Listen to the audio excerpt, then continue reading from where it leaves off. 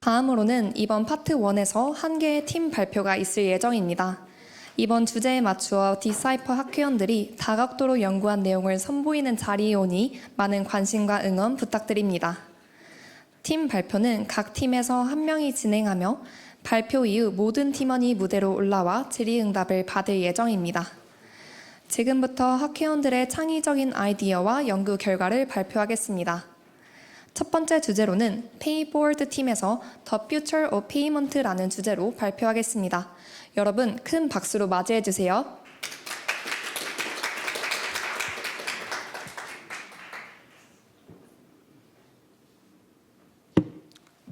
안녕하세요. 저는 페이포워드 팀의 팀장 김채린입니다. 이번 발표의 주제는 더 퓨처로 페이먼트로 크립토 페이먼트가 전통 금융과 비교했을 때 어떤 특징을 가지고 있으며 어떤 플레이어를 주목해 볼 필요가 있는지를 살펴보겠습니다. 이 발표 준비는 이경아, 이재학, 정지연, 김혜수, 이진대 팀원들과 함께 진행했습니다. 본격적으로 분석을 시작하기 전 해당 프로젝트의 진행 배경에 대해서 먼저 말씀드리려고 합니다. 장표에 나와 있는 많은 사례들처럼 실제로 크립토 페이먼트는 웹2, 웹3 관계없이 다양하게 적용되어 있습니다. 먼저 비자와 페이팔 등 기존 금융사들도 이미 블록체인 인프라를 기반으로 한 새로운 결제 수단 개발에 적극적으로 나서고 있습니다. 예를 들어 비자는 솔라나 블록체인 위에서 가맹점의 USDC로 결제를 정산하는 파일럿 테스트를 진행하고 있고, 페이팔은 팍소스와 협력하여 이더리움과 솔라나 블록체인에서 PYUSD라는 스테이블 코인을 발행하고 있습니다. 장표 아래에 있는 그래프인 비자 온체인 애널리틱스 대시보드를 참고하면 온체인 스테이블 코인의 발행량 및 트랜잭션 수, 그리고 월간 활성 주소를 확인하실 수 있습니다. 그리고 해당 수치는 계속 증가하고 있습니다. 실제로 2020년까지 주요 스테이블 코인 발행량이 약 200억 달러였던 것이 2025년 1월 기준 약 2천억 달러로 늘어나며 10배의 성장을 기록했습니다. 앞으로 전 세계적으로 크립토를 보유하거나 지갑을 사용하는 사람들도 꾸준히 늘어날 것으로 예상이 됩니다. 아시아 태평양 지역 인구 18억 명 중 무려 46%가 이미 디지털 지갑을 사용 중이며 2025년까지 은행 계좌가 없는 동남아 인구의 48%가 디지털 지갑을 사용할 가능성이 있다고 보여집니다. 이는 2024년 전 세계 크립토 보유 비율이 6.8%로 2023년 대비 33% 증가한 수치입니다. 트래블라, 트위치, 익스프레스 VPN 등 다양한 서비스 업체들도 크립토 결제를 지원하기 시작했습니다. 해당 플랫폼에서는 실제로 항공권이나 호텔 숙박 예약, 각종 구독권 등을 비트코인, 이더리움 등으로 결제할 수 있습니다. 이를 통해 실제로 크립토 페이먼트는 단순한 대한 결제 수단이 아니라 전 세계적인 결제 인프라의 중요한 축으로 떠오르고 있음을 알 수 있습니다. 이 같은 방향성에 맞춰 먼저 크립토 페이먼트의 정의와 구분 방법을 정의해 보겠습니다. 크립토 페이먼트는 크게 두 가지로 나눌 수 있습니다. 하나는 크립토 자체를 구매하는 거래에 초점을 둔 것이고, 다른 하나는 크립토나 법정화폐를 통해 블록체인 네트워크에서 실제 결제를 이행하는 거래입니다. 먼저 크립토를 구매하는 거래의 예시로 크립토 ATM과 크립토 온램프 플랫폼을 알아보겠습니다. 먼저 오프라인에서 가상자산으로 즉각적으로 팔 수 있는 크립토 ATM 기반 크립토 온오프램프 기능을 살펴보겠습니다. 이 서비스는 기존 ATM 방식과 동일하며 현금이나 직불카드로 바로 가상자산을 구매하거나 판매할 수 있습니다. 이는 크립토를 구매하는 거래, 단순 크립토 자체를 구매하는 행위에 초점이 된 행위입니다. 전통 금융 서비스에 익숙한 사용자에게 직관적인 접근성을 제공하고 세계 어디에서든 현금화할 수 있는 환경을 마련해준다는 장점이 있습니다. 하지만 단점도 있습니다. 여러 이해관계자가 개입하기 때문에 운영 비용이 올라 수수료율이 높고, 오프라인에서 현금을 활용하는 만큼 KYC 절차가 추가될 수 있습니다. 대표적인 예로는 비트코인 디팟과 코인 플립이 있습니다. 비트코인 디팟은 전 세계적으로 8,000대 이상의 ATM을 운영하며 3달러 고정 수수료와 더불어 17.3%에서 50% 사이의 스프레드 수수료를 부과하고 있습니다. 코인필립은 5,000대 이상의 ATM을 운영하며 매수시 21.9%, 매도시 4.99%의 수수료를 부과합니다. 이렇게 ATM 기반의 크립토 온오프 램프는 사용자 친화적이지만 수수료와 규제 이슈를 고려해야 한다는 특징이 있습니다. 다음으로 크립토를 구매하는 거래 중 크립토 온램프 플랫폼에 대해서 알아보겠습니다. 이 서비스에서는 신용카드, 은행 송금, 애플페이와 같은 다양한 수단을 통해 가상자산을 즉시 사고 팔 수 있습니다. 기존 금융 시스템과 연결되어 빠르고 편리하다는 장점이 있지만 중앙화 거래소를 제외하고는 높은 수수료를 매기거나 국가별로 추가 KYC를 요구하는 경우가 있습니다.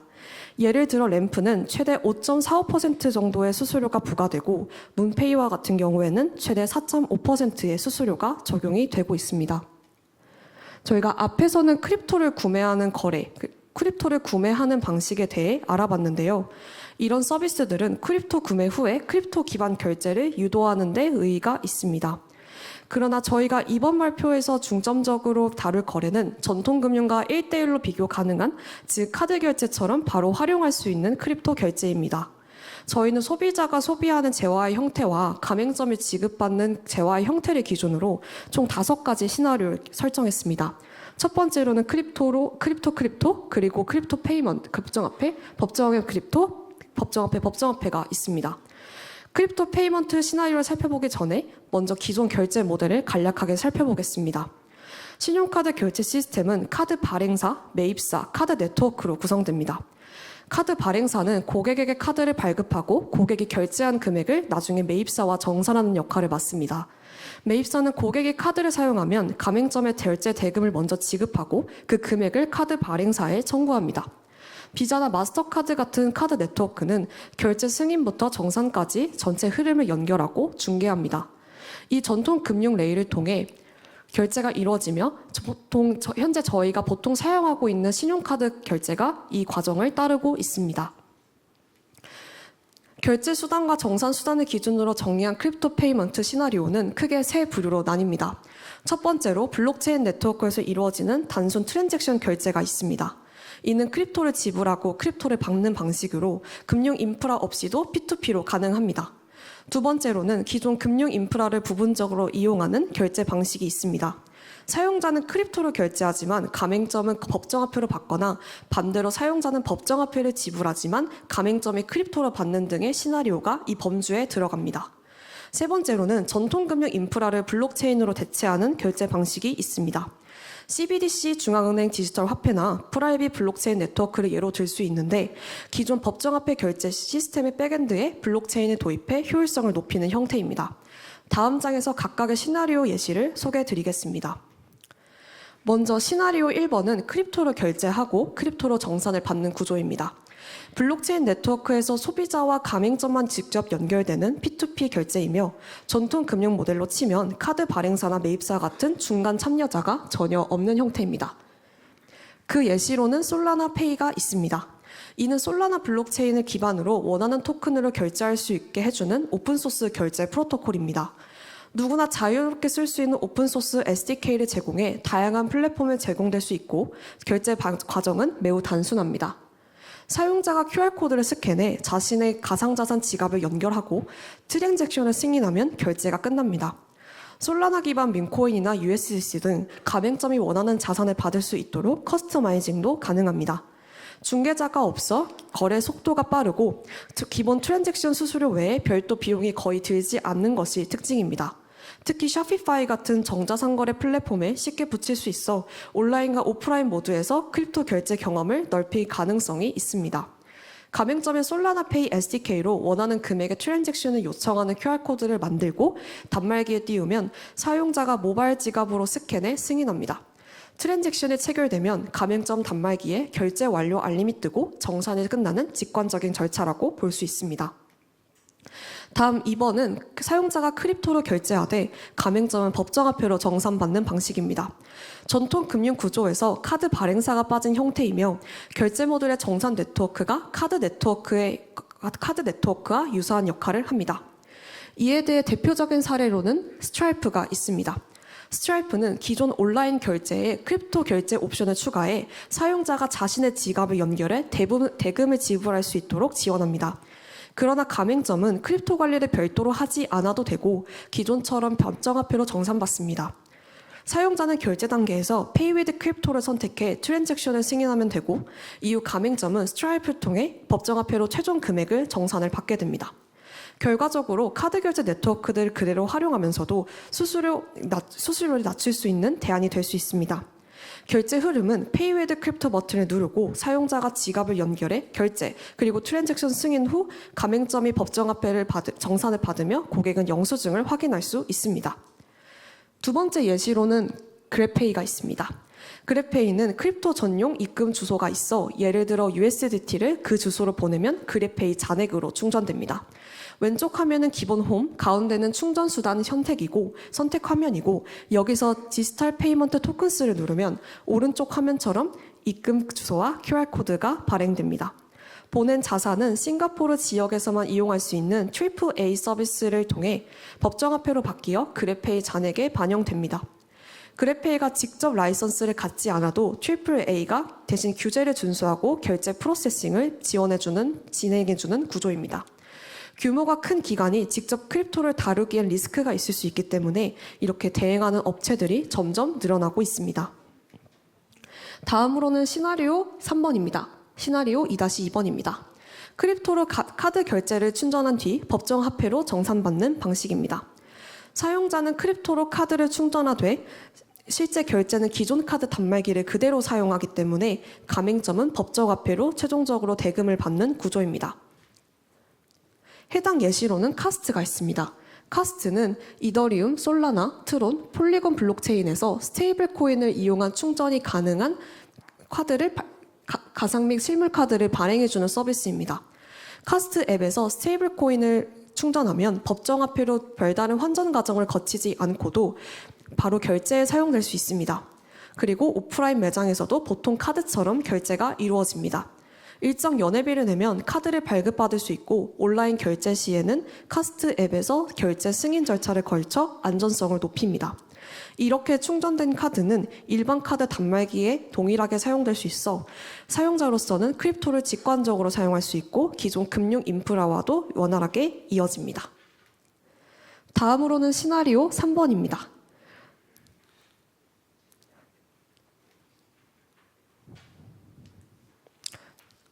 다음으로는 이제 법정화폐로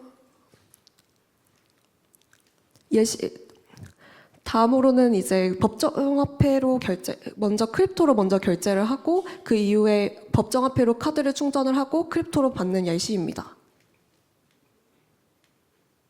그 예시로는 크로스민트가 있는데요.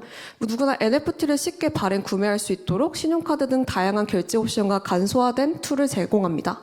매직에 등과 같은 플랫폼에서 신용카드 등으로 NFT를 바로 결제를 할 수 있는데요. 개인 지갑을 연결한 후에 카드 결제를 진행을 하면 해당 개인 지갑에 NFT가 지급되는 방식입니다. 일반적인 결제 방식을 유지하면서 가맹점은 크립토 정산을 받는 구조를 가능하게 하므로 전통 결제에 익숙한 사용자도 쉽게 NFT 거래에 참여할 수 있습니다. 다음으로는 법정화폐로 결제하고 법정화폐로 받는 구조이되 중간 송금 방식을 블록체인으로 처리하거나 CBDC나 프라이빗 네트워크를 활용하는 케이스입니다. 전통금융 레일의 일부 절차를 대체하거나 혼합해 사용하는 방식입니다.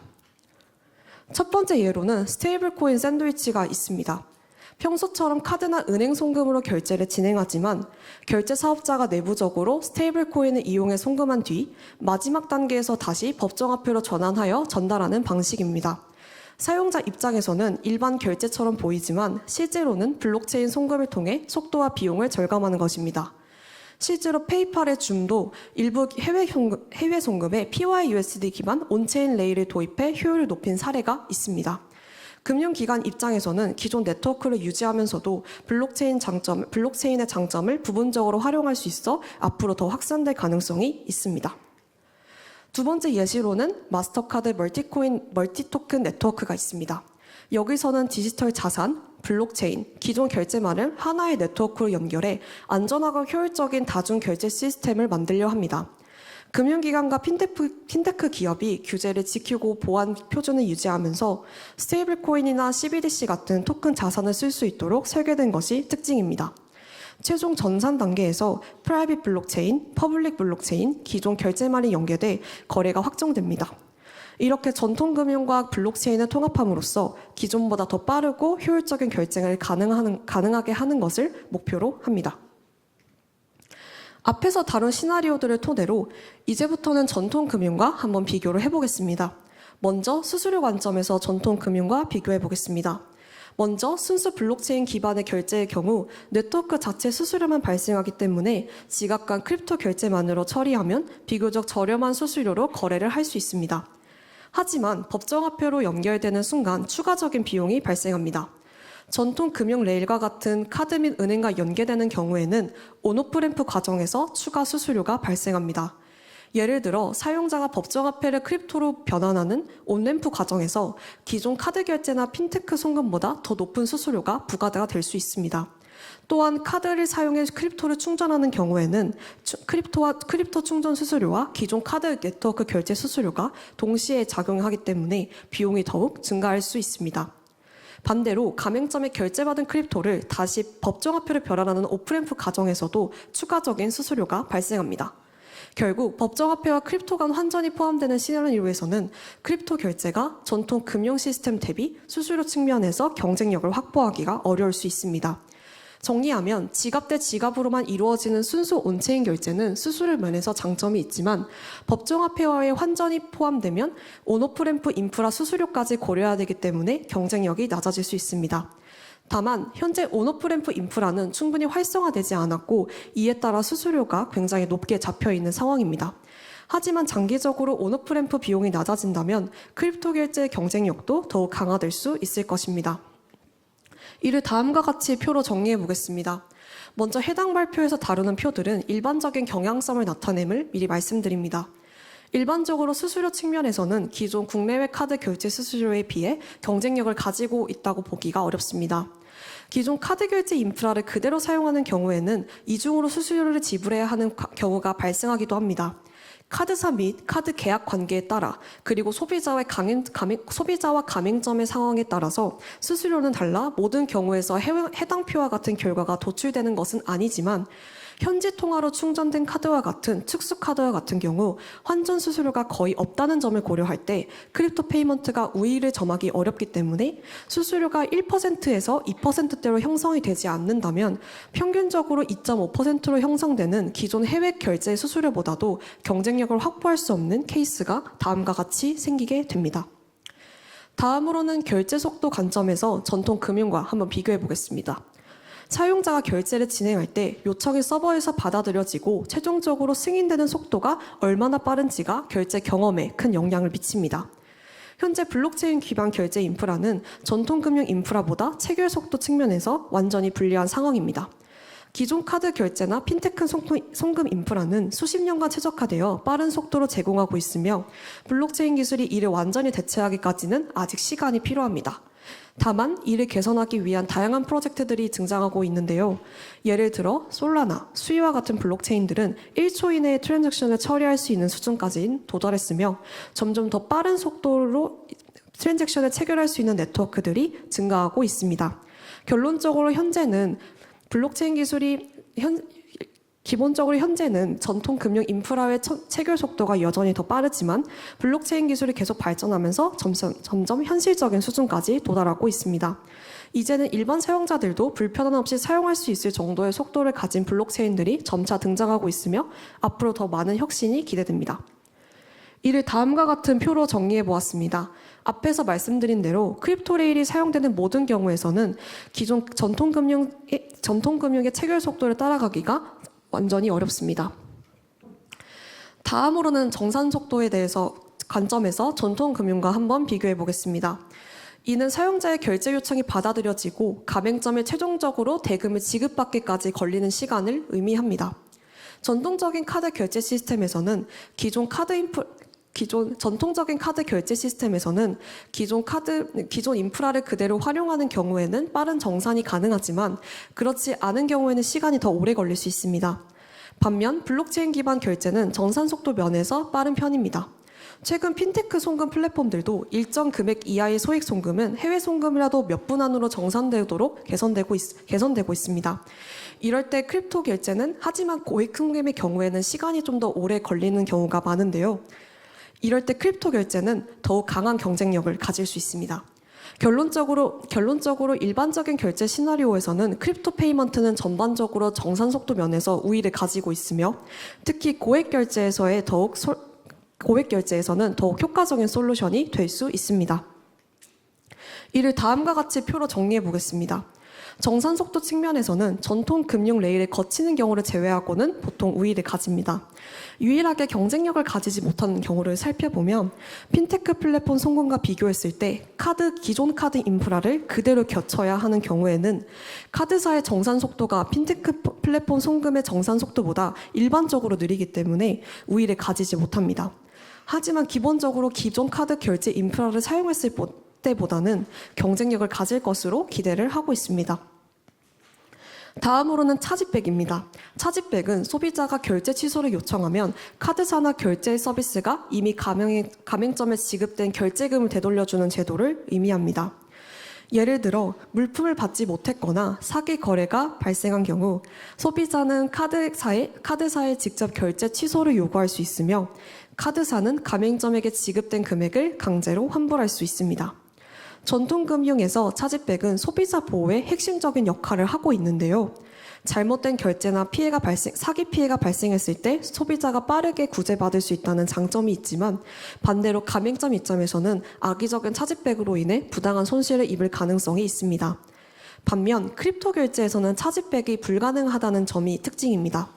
블록체인 트랜잭션은 비가역적이기 때문에 한번 전송된 결제는 다시 되돌릴 수 없습니다. 이로 인해 소비자 보호 측면에서 전통 카드 결제처럼 카드 결제를 일방적으로 취소하는 기재가 거의 존재하지 않기 때문에 사기 발생 시 별도의 분쟁 해결 절차가 필요합니다. 하지만 가맹점 입장에서는 악의적인 차지백이 불가능하기 때문에 보다 안정적인 수익 확보가 가능합니다. 결론적으로 블록체인 결제에서 가장 큰 쟁점은 소비자 보호와 가맹점 분쟁 해결 체계를 확립하는 것입니다. 이를 해결하기 위해 일부 기업들은 제3자 중재 서비스나 내부 환불 정책을 마련하고 있으며 이러한 대응이 어려운 경우 일부 중앙화된 크립토 결제 서비스가 주목을 받고 있습니다. 다음으로는 토큰 발행 측면입니다. 최근에는 크립토 페이먼트 플랫폼들이 자체 토큰을 발행하는 경우가 많아지고 있습니다. 전통 금융 서비스와의 가장 큰 차이점 중 하나가 이 부분인데요. 플랫폼의 현금화가 가능한 자산을 발행하고 이를 자체 생태계에 녹여낼 수 있다는 점이 가장 큰 특징입니다. 다만 실제로는 결제 수단으로서의 가치보다는 커뮤니티 토큰에 가까운 사례가 많습니다. 정리해보면 크립토 페이먼트에서 토큰을 발행하는 이유는 대체로 새로운 기술 구현이나 사용자 경험의 혁신보다는 플랫폼 이용자들에게 리워드를 제공하기 위한 목적이 더욱 큽니다. 예를 들어 PIP의 경우 커뮤니티에 토큰을 할당하여 적극적으로 결제 서비스를 이용하는 사용자들에게 보상으로 지급하고 있습니다. 또한 사용자들에게 실질적인 혜택을 제공하는 구조를 강조하고 있습니다.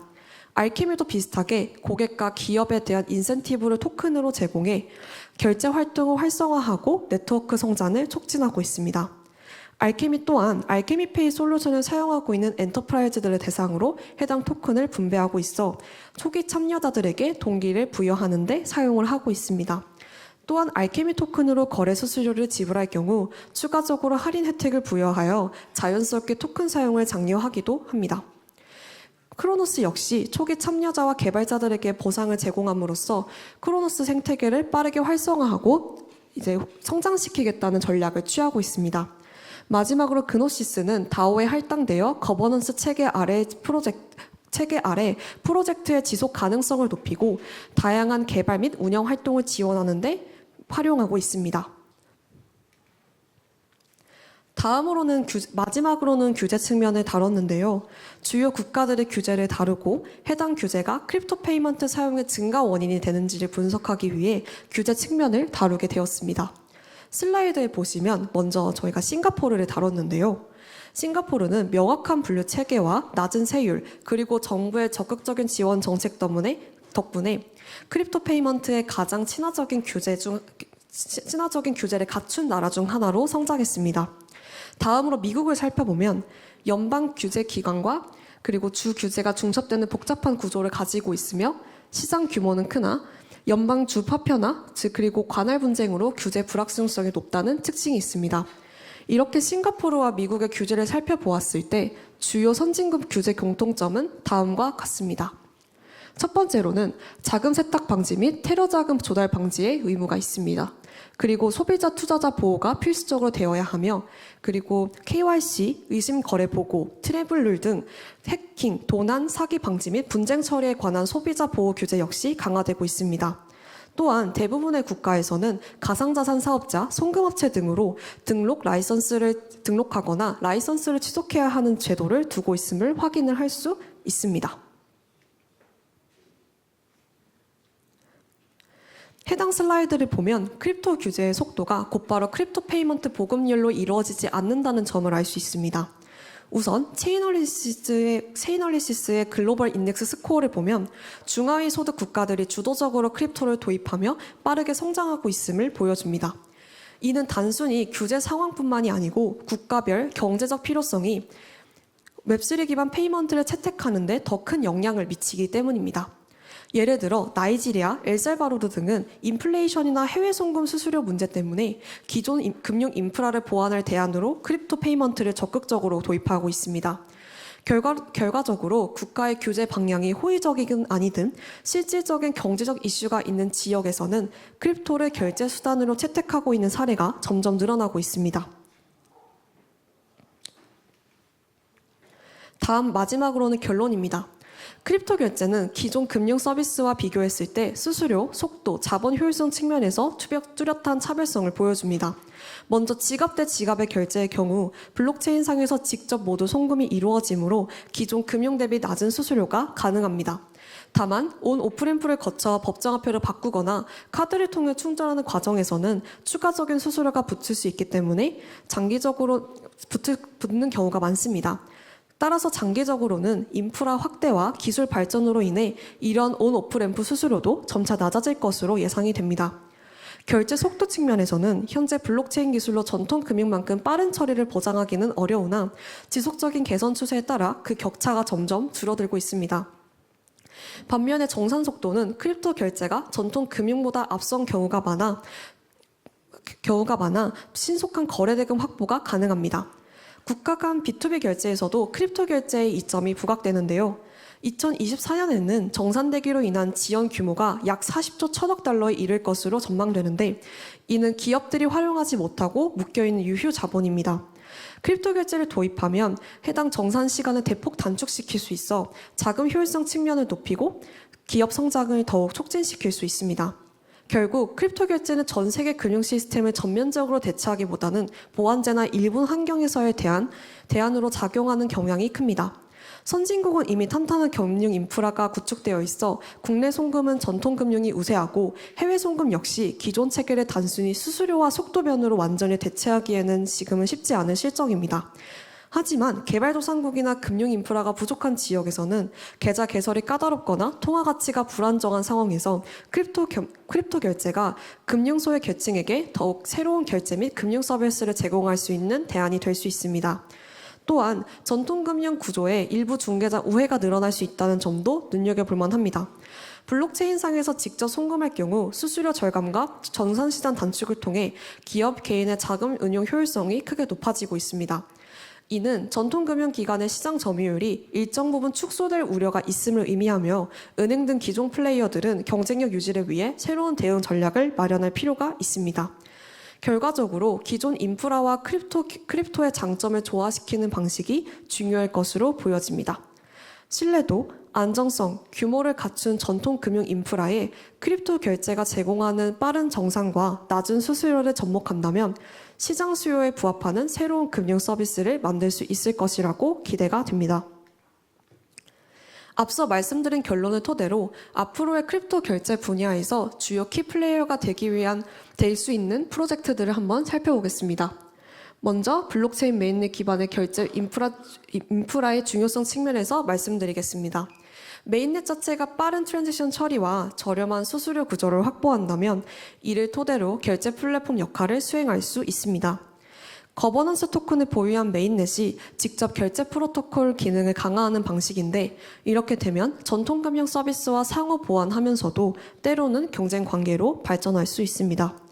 결과적으로 사용자는 더욱 다양한 금융 선택지와 편익을 누릴 수 있게 됩니다. 다음으로는 규제 준수의 중요성입니다. 미국이나 싱가포르 등 주요 국가에서 크립토 페이먼트를 위한 라이선스 제도와 규제 체계가 형성되고 있는데요. 동시에 블록체인 결제의 특성상 차지백 절차를 구현하기가 어려워 환불이나 중재가 쉽지 않다는 점도 문제로 지적됩니다. 이 때문에 중앙화된 크립토 페이먼트 서비스가 오히려 주목받을 수 있다는 전망이 나오고 있습니다. 마지막으로는 온오프램프 플랫폼의 발전이 무엇보다 중요합니다. 온오프램프 과정에서 발생하는 수수료는 플랫폼의 유동성과 리소스에 크게 좌우되는데요. 만약 거래소에서 크립토 매매와 결제를 동시에 지원하면서 낮은 수수료까지 제공할 수 있다면 사용자 유입이 빠르게 증가할 것입니다. 또한 이러한 온오프램프 기능은 어그리게이팅하여 최적의 유동성을 찾고 그리고 사용자들에게 최적의 루트를 찾는 것이 중요해질 것이라고 생각합니다. 결국 이러한 온오프램프 기능을 잘 갖춘 플랫폼들이 시장 결제 주도권을 잡을 가능성이 높다고 볼 수 있겠습니다.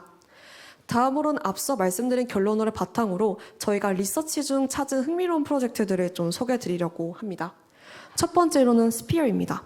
이 플랫폼은 다양한 메인넷을 사용하지만 주로 솔라나 기반으로 빠른 결제 처리와 낮은 수수료를 제공하는 것이 핵심입니다. 전통 금융의 스위프트 네트워크보다 훨씬 짧은 시간 안에 결제가 완료되고 0.1%에서 0.65%의 낮은 수수료 수준으로 비용 부담도 적습니다. 또한 디지털 자산 그리고 법정화폐를 동시에 지원해 다양한 결제 옵션을 제공하고 있습니다.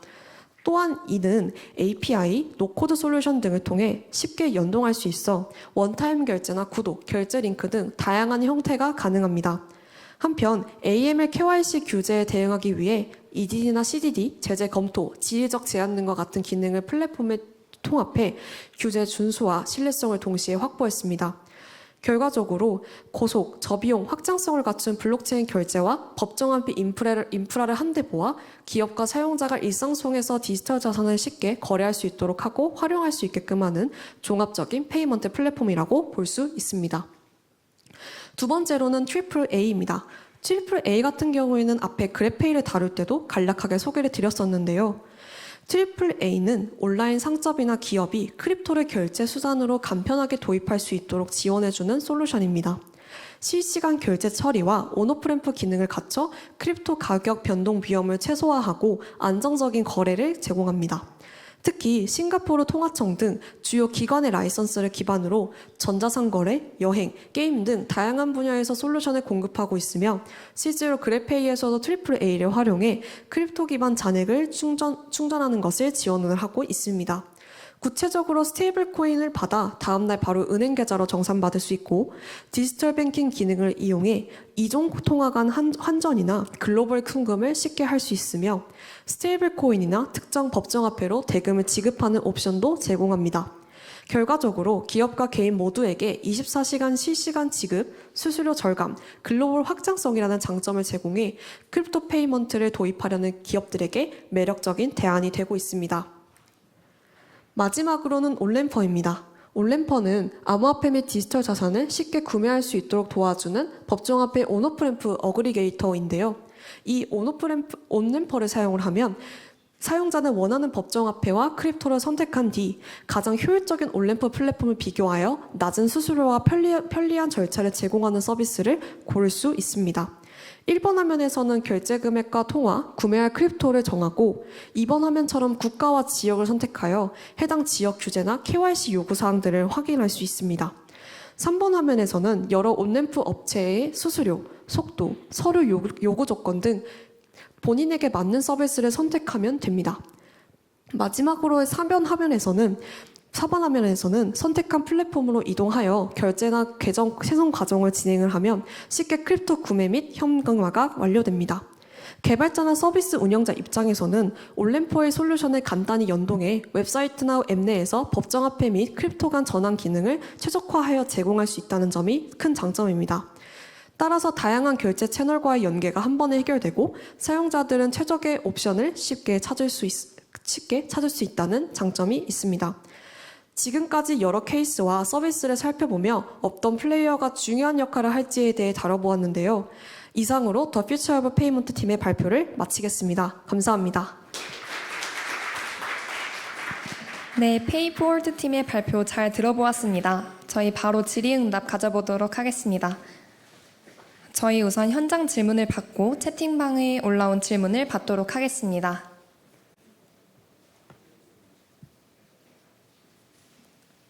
네, 네, 안녕하세요. 울선 발표 너무 잘 들었습니다.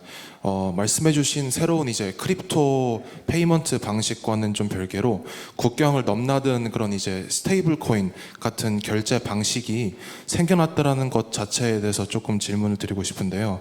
그 일반 사용자들도 이제 자본 통제에 강한 그런 전통적인 금융 시스템에 비해서 외화에 대한 그런 스테이블 코인을 통한 접근성이 굉장히 낮아졌기 때문에 이제 비달러 화폐를 운용하는 한국 같은 입장에서는 외화 유출이나 아니면 이제 금융 수치 같은 것들의 왜곡 때문에 거시적인 금융 정책을 만들고 시행하는 데 조금 많은 어려움이 있을 것으로 저는 예상을 하고 있습니다. 그래서 이런 부분에 대해서 어떻게 생각을 하시는지, 그리고 한국은 어떻게 이런 거에 대해서 대응을 해나가야 되는지 좀 여쭤보고 싶습니다. 네, 혹시 답변자분 한번 이렇게 손을 들어주실 수 있을까요? 네, 감사합니다. 일단은 저희가 이번에 다뤄본 케이스 같은 경우에는 좀 일반적인 케이스를 다뤘는데, 약간 한국과 같은 케이스를 살펴보면 먼저 이제 대기업에서 크립토 페이먼트를 도입할 수 없는 이유가 이제 법인이 크립토를 현재는 지금 소유할 수 없기 때문이라고 저는 보고 있고요. 따라서 이런 결제 플랫폼을 도입하려고 하더라도 보통은 지금 논 커스터럴 기반의 지갑만을 운영하고 있는 것이 현실입니다. 근데 이제 만약에 이런 것들에 대해서 먼저 좀 규제화가 먼저 되어야 한국에서도 뭐 외환이라든지 아니면 달러, USDC 같은 그런 다양한 스테이블 코인 좀 다룰 것이라고 예상이 되고는 있는데요. 제가 생각했을 때는 선진국 인프라에서는 이제 한국과 같은 좀 보수적인 규제를 취하고 있는 쪽 같은 경우에는 달러를 직접적으로 이제 그런 것들을 이제 결제에 사용하기보다는 이제 각 나라에 있는 그런 이제 국가 화폐를 이용한 결제가 더 많아질 것으로 예상이 되고, 그런 경우에는 사실 이제 규제가 먼저 이렇게 우선져야 된다고 생각을 합니다.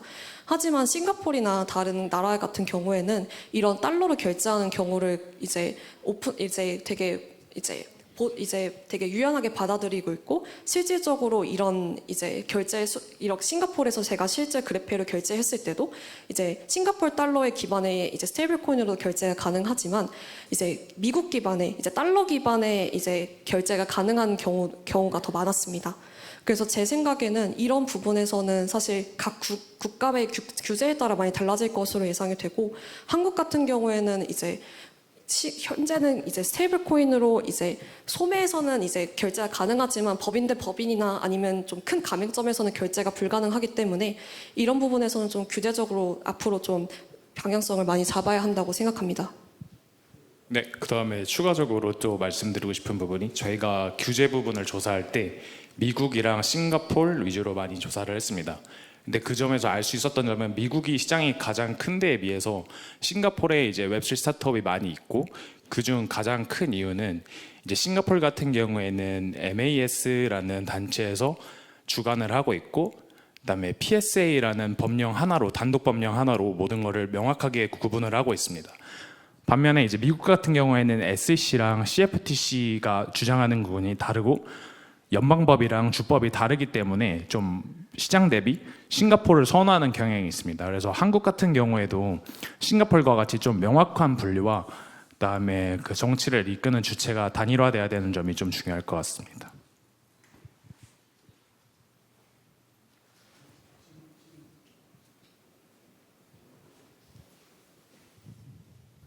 우선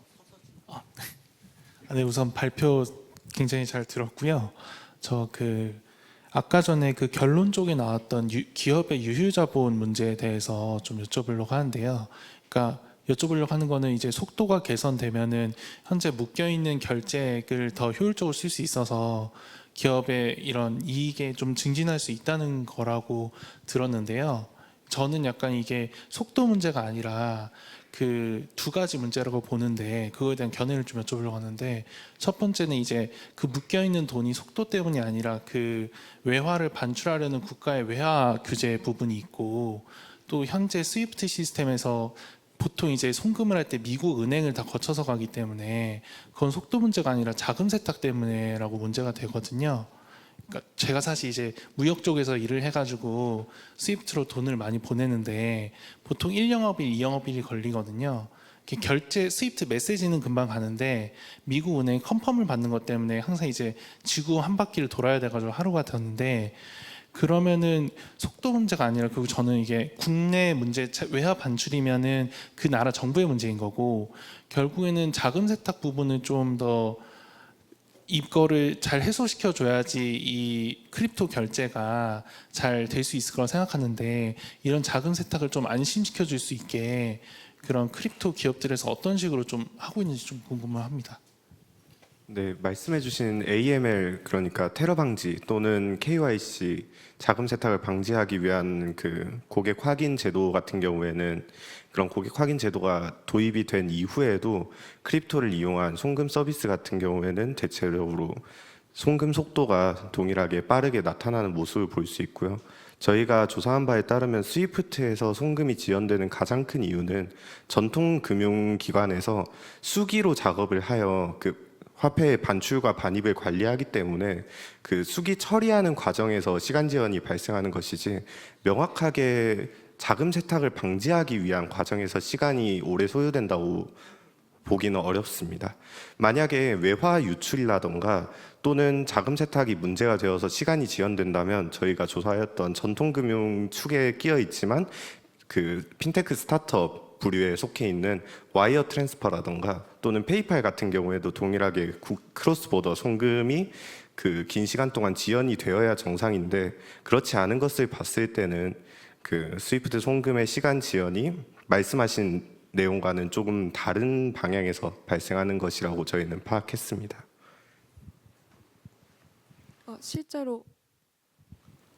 실제로 이제 미국에서 실제로 이제 페이팔 같은 경우는 실제로 아까 말씀드렸다시피 줌을 이용해서 중간에 스테이블 코인 샌드위치 방식을 사용을 해서 이제 엔드 투 엔드로는 법정화폐로 결선이 되지만 중간 과정에서는 블록체인을 활용하는 시스템을 실제로 지금 사용을 하고 있고요. 그리고 큰 금액에 대해서는 실제로 이전에 이제 미국에서 이제 USDC를 받고 그거를 이제 법정화폐로 반출해주는 역할을 주로 하는 이제 은행도 지금 이제 앵커리지, 제가 알기로는 이렇게 있습니다. 그리고 이제 이런 큰 금액을 다루는 경우에도 굉장히 지금 현재로는 유스 케이스가 많은 것으로 알고 있고, 비자에서도 이제 USDC로 가맹점에게 정산하는 옵션을 추가하기 위해서 관련 파일럿 테스트를 진행하고 있는 것으로 알고 있습니다. 따라서 그 이제 비자가 기대하는 속도는 이제 정산일을 이제 예전에는 영업일 기준 3일에서 5일 정도 걸리는 속도를 하루에서 하루 이전으로 줄이는 것을 목표로 하고 있는 프로젝트입니다.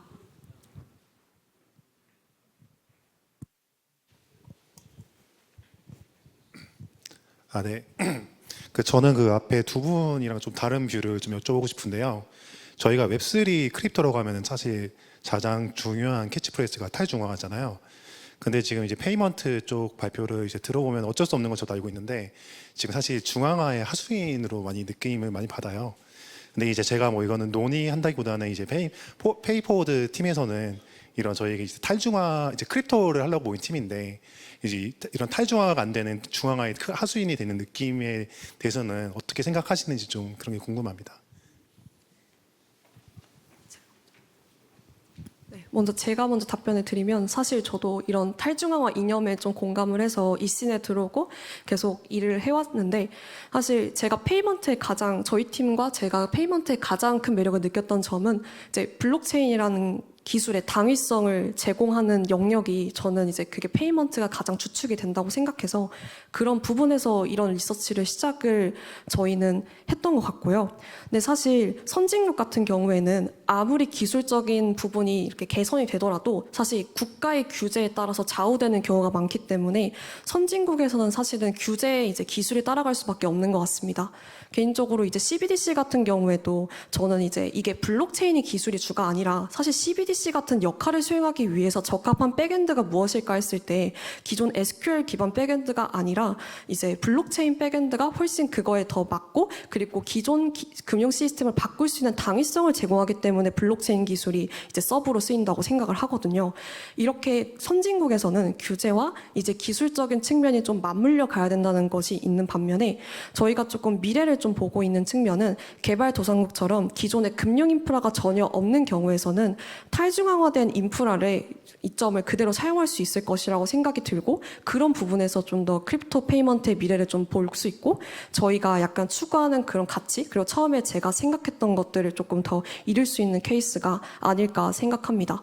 그래서 사실 뭐 스트라이프나 이런 것들도 저희가 지금 실제로 사용할 수 있고 사용하고 있지만 사실상 국가적으로 이제 완전히 세금 문제나 아니면 그런 문제들이 아직 모두 이제 한국 가맹점이 했을 때는 아직 해결되지 않은 부분들이 있고 사실 그런 부분에서는 규제가 선행되기 때문에 그런 부분에서는 좀 절충안을 해서 저희가 제안을 드린 것 같습니다.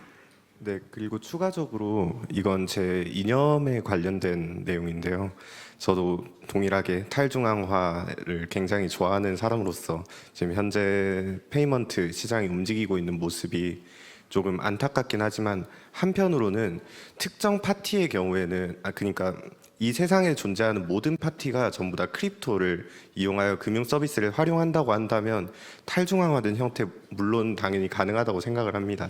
이전에 POW를 주로 사용할 때 문제가 됐었던 블록 컨펌 시간이라던가 아니면 트랜잭션 처리, 트랜잭션 수수료 문제라던가 그런 기술적인 문제는 이미 해결되었지만 앞으로 그 페이먼트가 탈중앙을 위해서 나아가기 위한 커다란 장벽 하나로는 인프라 구축의 문제와 그 다음에 이용자 수의 문제가 있습니다. 그런 문제들을 해결을 하면서 비즈니스를 영위하기 위한 방법으로 어느 정도 중앙화된 형태로 타협을 하여 페이먼트 서비스들이 등장하고 있다고 생각하고 그걸 넘어서는 새로운 시도를 하기 위한 뭐 솔라나페이 같은 완전히 탈중앙화된 형태를 지향하는 프로젝트도 존재한다는 것을 알아주셨으면 좋겠습니다.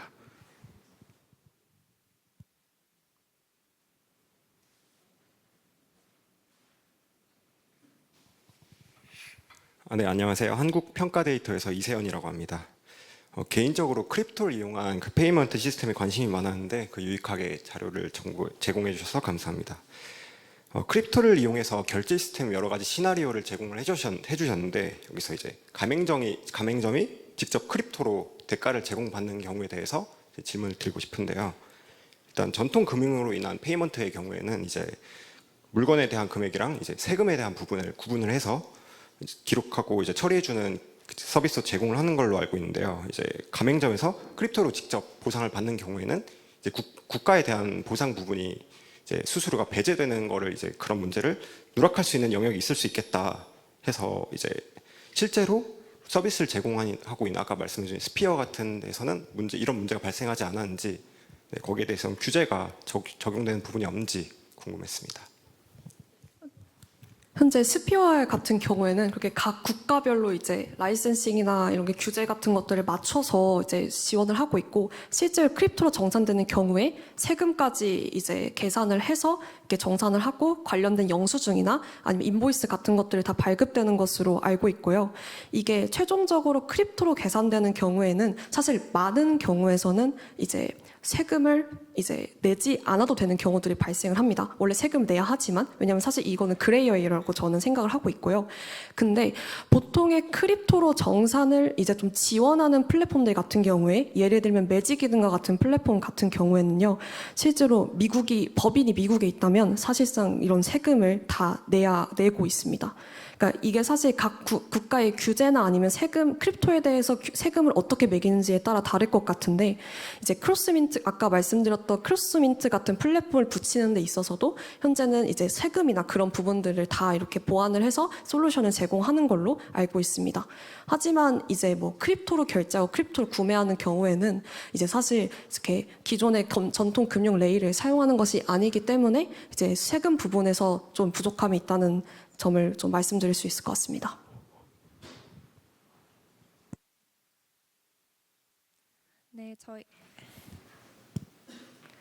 저희 여기까지 질문 받도록 하겠습니다. 지금까지 발표를 위해 오랜 시간 연구한 페이포워드 팀에게 큰 박수 부탁드립니다.